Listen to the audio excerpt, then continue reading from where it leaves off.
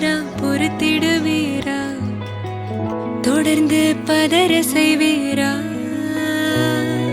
சிக்க வைக்கும் செய்கையெல்லாம் நிறுத்திடுவீரா? மனசு இயங்கல சீரா?